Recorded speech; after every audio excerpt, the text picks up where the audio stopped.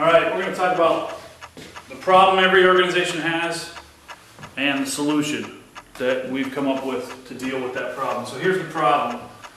Imagine this morning when you got up, turned the faucet on to brush your teeth, and no water came out. What we focus on when that's the case is what's going on with the faucet, or we talk about the water tank. And the reality is, as any of us have known, when we go in a house, you call the plumber's probably going to come and work.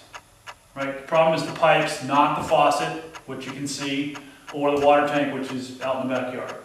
So, in order for us to think about this problem, we need to think about managers or leaders. That's anybody that is responsible for anybody else. And how you know if you're a manager or leader is this. You have someone who reports to you.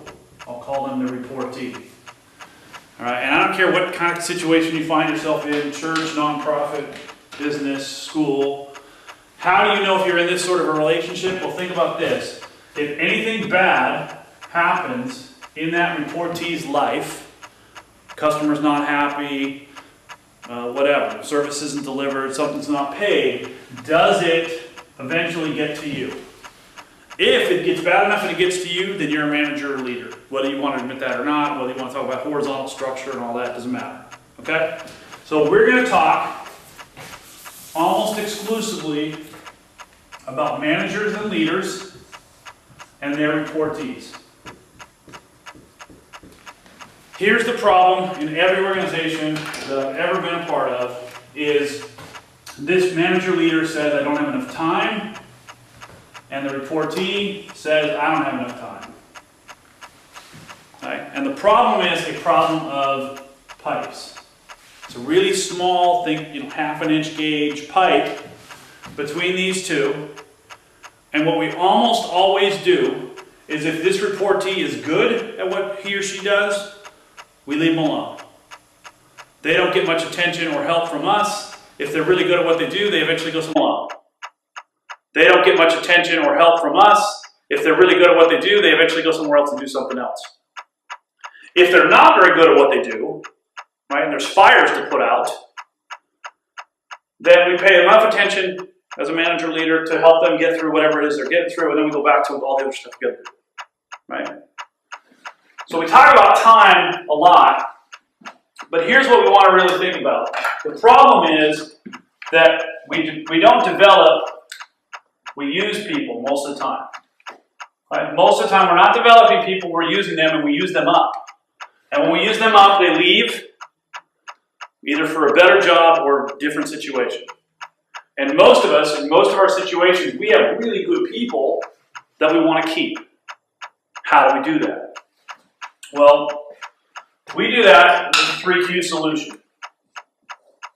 And what we mean by the 3Q solution is, how do we make this a bigger pipe between us and our reportee, or between the reportee and his or her manager leader?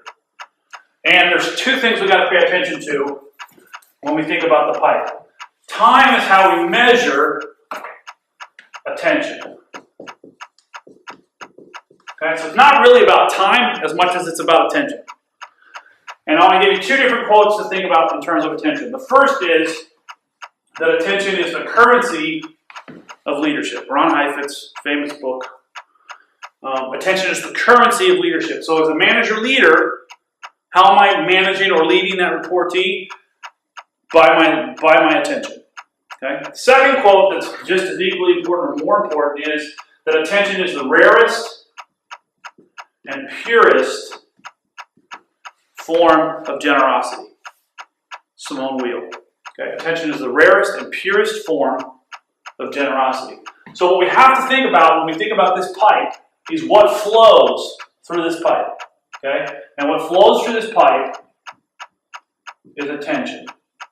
And what we teach people in the 3Q solution is here's a structure for paying attention that will not kill you as far as time. You'll still have time to do the other things that you have to do, but you will build this relationship.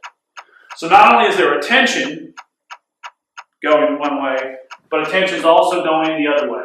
Okay? So unlike the house where it only flows from the water tank to the faucet, in this situation, not only is the manager leader flowing down, but attention's also flowing back up. And we do that with 3 questions. First one is, how are you?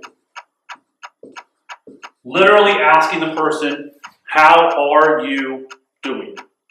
Not are you getting your job done, not tell me it's fine so I can go to the next thing, but how are you? Second question, how are we? Right? This one levels the playing field. It puts you as a manager leader in an authority position, asking them how they feel about the relationship and what's really going on from their perspective to you.